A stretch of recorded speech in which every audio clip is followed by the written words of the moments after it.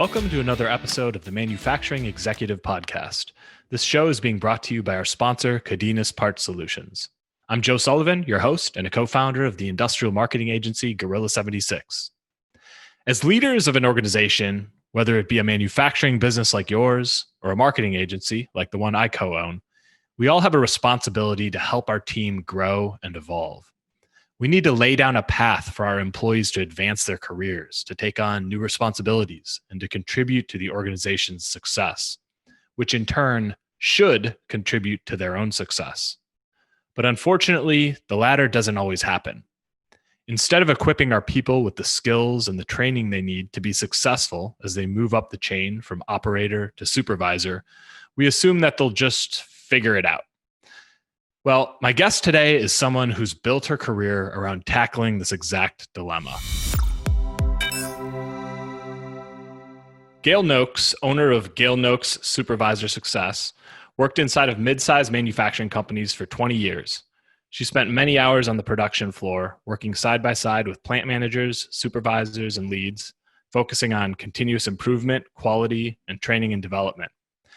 Gayle has experienced firsthand the positive effect of good leadership throughout the manufacturing environment.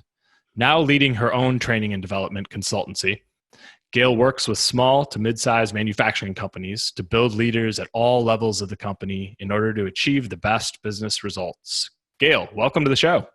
Thanks, Joe. I'm glad to be here. Well, Gayle, I'm excited about this conversation because I know it's a topic that'll be all too familiar to so many of our listeners. So we're going to go ahead and get right into it.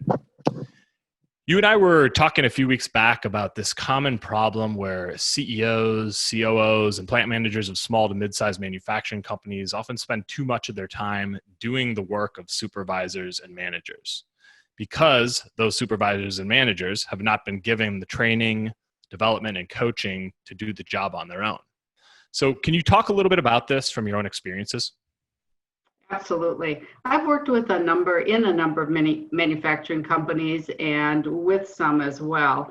And I've seen a number of things. One is the COOs, the plant managers, even the CEOs and owners get pulled into this day-to-day. They're doing things, firefighting, dealing with performance issues, dealing with customer problems. And it's really because the supervisors have not been developed to the point that they can handle these things themselves. The other thing that I've noticed happening is that when the supervisors don't have the skills they need, they revert back to what they know. So they may have a supervisor role, but on a daily basis, when push comes to shove, they push the problem back up to the plant manager, and they often revert to doing what they've always done. One example is I had a new supervisor named Tom, we'll call him Tom, and I would continually go out on the production floor and find him driving around on a forklift. And I would stop him and say, "What you doing, Tom?" And he said, "Well, my material handlers didn't come in, so my guys need material and I got to get it to them." And I said, "Well, what about these things that we're doing as a supervisor?" And he'd look at me kind of sheepishly and so then I'd go help him and we'd figure out who could run material. And those things continue to happen because he was more comfortable doing what he already knew how to do, and that was make production run. Yeah, I mean, this is a problem that definitely transcends the manufacturing world because I've seen it in my own career as a marketing professional. I'm sure it's a problem in lots of businesses. Supervisors in the manufacturing world are often individuals who are originally great doers, like machine operators or whatever it may be. And because they excel in their jobs, we then reward them, right, by promoting them to a supervisor. I was looking at some notes you had sort of sent me after our last call, and you put reward in quotes because it's, is it truly rewarding them by promoting them to supervisor? And if you're not giving them the right skills and training, well, you're kind of setting them up to fail, I guess, right? Because now all of a sudden they're in the people business as opposed to what they are truly trained at and where their experience lies. So how do you get around this problem? Well, what I believe is that we need to start identifying and developing people who are going to be in these supervisor roles long before they're promoted. So first of all is looking at the potential you have in the operators that are already on the production floor, or again, like you said, in any industry, looking at people's, not only their performance, but their potential, and start giving them tasks that they can start doing, maybe being in a Kaizen, maybe they're on a project team. So they slowly start doing other things than running the machines, and that builds. And in manufacturing, then they can move into that lead role. And often I find the lead role isn't defined very well. So that lead role can really be something that is a progression up to supervisor. And they learn some of those same duties that then they will do as a supervisor.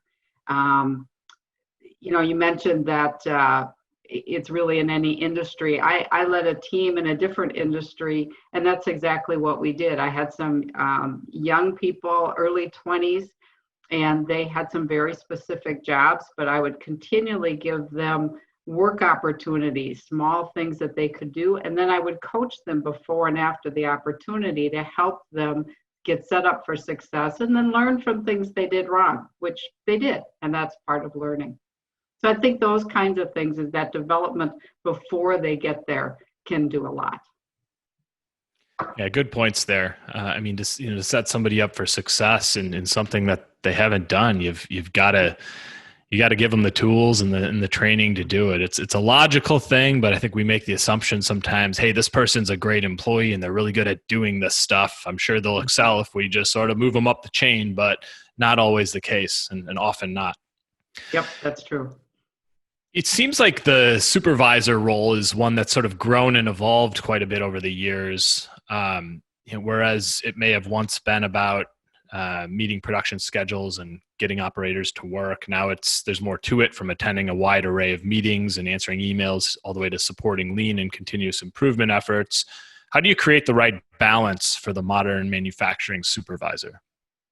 Yeah, I think the supervisor role is definitely bigger and more complex than it was years ago. In fact, I can't come up with a new name, but I'm not sure supervisor is even the right title anymore, because that's not, supervisor infers hovering over and telling people what to do, and that's really not what the modern manufacturing supervisor does. So it really needs to be that they have more management and leadership skills than supervisory skills. And what are those? It's, the classic of, be able to manage the work and lead the people. And so that they understand the people that they have, and be able to kind of work at a little higher level. A classic example is, I think, again, we talked about leads.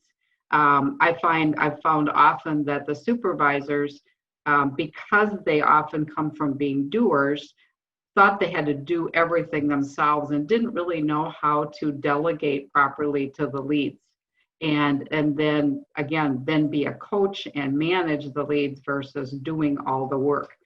And so, and again, I always talk about delegation is not dumping. That doesn't mean giving the leads all the crap work that you don't want to do. It's giving them, delegating them a task that they're going to learn from and can be an opportunity from them. So again, I think it's a different approach, and it's a different skill set than it was several years ago. Gayle, can you talk about the importance of creating an environment where operators are actively engaged in looking for ways to improve the organization's work and processes? Absolutely. The production workers, they really are the ones that know the work and the machines the best. And I think we intuitively know that, but we don't consistently go to them for that knowledge and for that help. They're the ones using the machines every day, and they know what's going on with them. I worked with a number of operators in different manufacturing companies, and frankly, I was blown away by their knowledge of the work, the operations, their great ideas, and overall their eagerness to dive in and make things better. They were thrilled to be asked and included in making the work the processes, and even the environment better. Yeah, I see it in my world too. Again, there's just so many parallels probably across a lot of businesses. Mm-hmm. I think a lot of people maybe make the assumption that, if this is the way we've always done it, this is how we need to do it. Or if the directive has come from up top, that's the way, and I'm going to follow it and do it. And geez, I'll tell you. I mean, I co-lead a 20-person company, and a lot of the best decisions we make come from the people who are in the daily grind, interfacing with customers, doing the work. Mm-hmm. I can't make the decisions for them about, they need to bring those insights. And then, when there's a big shift to make in the organization, that's where leadership can weigh in and say, yeah, this is a change we need to make. But those voices need to be heard from the people who are out there doing the work on a daily basis. Absolutely. Gayle, you have mentioned in a couple of, or in a previous conversation, a couple of examples where operators have been able to step up because they've actually had the right environment around them, where they've been encouraged to look for ways to improve the organization or solve a problem. Right. I was wondering if there, an example or two you could share where you've seen that actually happen. Yes, I'd be happy to. I have lots of examples, but I'd like to share two that I think really always stand out for me. One is I was working with a group of operators from a production area, and there was a lot of pallets of boxes, and it was really cluttered. It was always stuff all over the place. And I got the word that particularly our sales group was very unhappy with that, because when they gave customer tours, this area always looked like a mess. And so as we were working through things, this came up, and the operators were really kind of shocked, because they said, we don't like this either. This, we're the one that's got to work around all this stuff. We're not happy with, because these salespeople, frankly, just kind of assumed these guys, they're production operators, they really didn't care.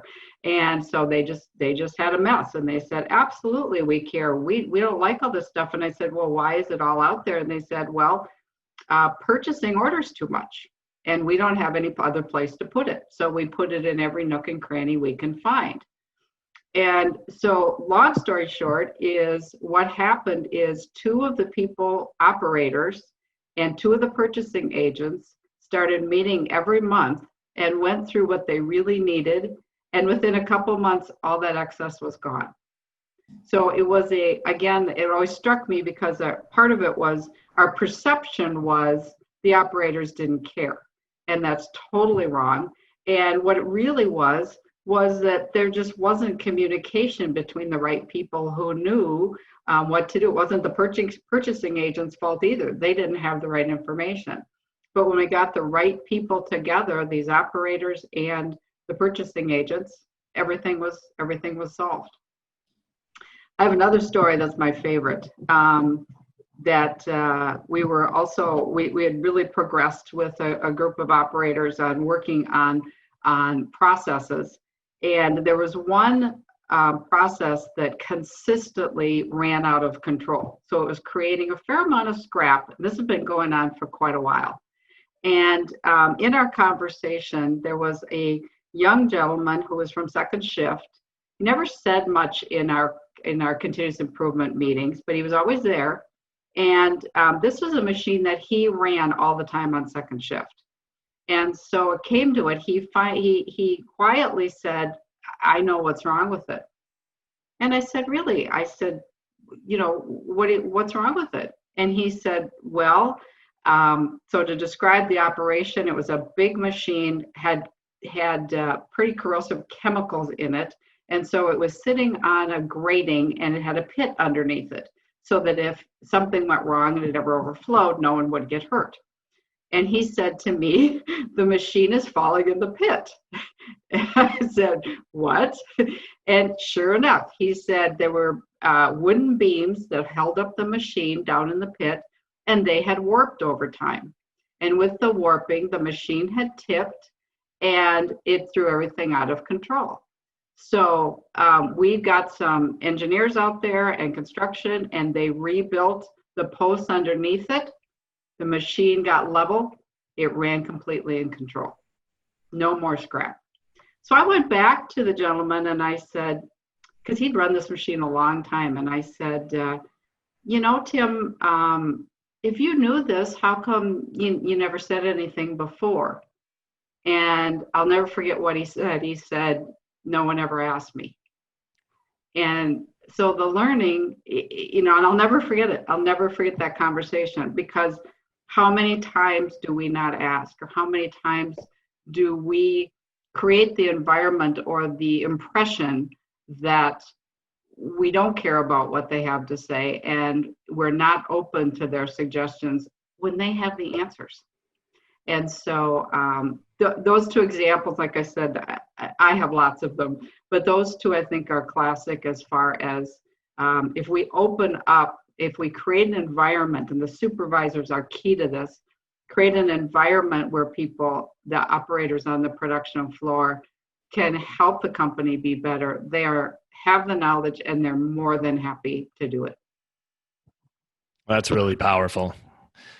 I think we just assume sometimes that, the people out there, they would say something. But if the environment around you has not made you feel comfortable, or made you feel that, your voice matters, or that you should speak up, well, it may not happen.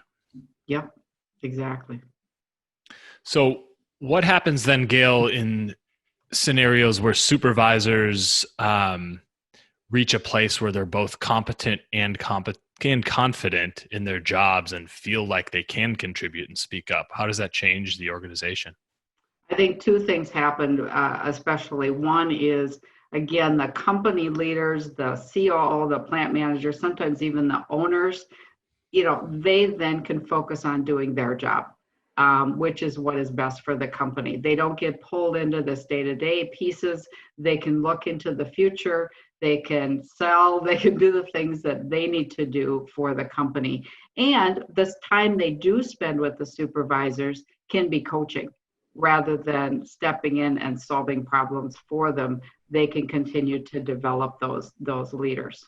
The other thing that happens is the supervisors now, with that confidence, can also start developing the people that work with them and create those folks to be future leaders. May not even be leads or supervisors. I've seen examples where operators became technicians. They moved into quality roles. They would lead Kaizen events.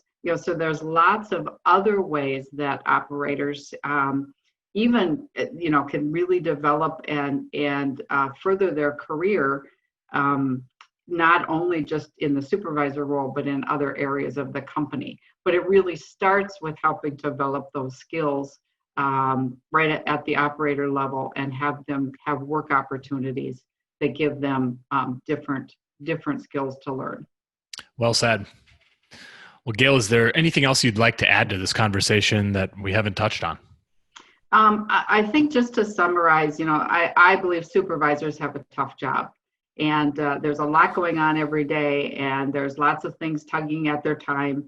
And again, if we help develop them early and help continue to develop them as they evolve in their role, we're going to be super happy with their performance, and they will be happy, because in my experience, the supervisors are people that are loyal to the company. They've usually worked there a while. They want to do a great job, and they just need some help and guidance to do that. And then again, the company can be successful because the leaders can be leading, and you involve the operators to improve the business, and everything moves forward to create a success. That's a great message to put a bow on this one. Well, Gayle, really great talk today. This was, I think, exactly what I was looking for to, I think this is a message that needs to be heard by a lot of leaders out there. Geez, I mean, not just in the manufacturing space, but it resonates with me as a leader of my own company. So great. Really great insights. Can you tell people, oh yeah, go ahead. I just thank you for the opportunity. I really appreciate it, Joe. Yeah, absolutely. So tell our listeners here the best way to get in touch with you and to learn more about your consulting firm. Wonderful. I have a website at Gayle Noakes. It's Gayle and Noakes.com. I'm also on LinkedIn. You can reach me there. And if you want to just send me an email, it's Gayle@GayleNoakes.com. And I would be happy to have a conversation with anybody on this topic. All right. Well, that's great to hear. I would advise you to take Gayle up on that offer. So, well, I would like to say thank you again to our sponsor, Cardenas Part Solutions, for helping to make this episode possible. And Gayle, it was a pleasure having you on the show. Thanks for doing this. Thanks again. As for the rest of you, I hope to catch you on the next episode of The Manufacturing Executive.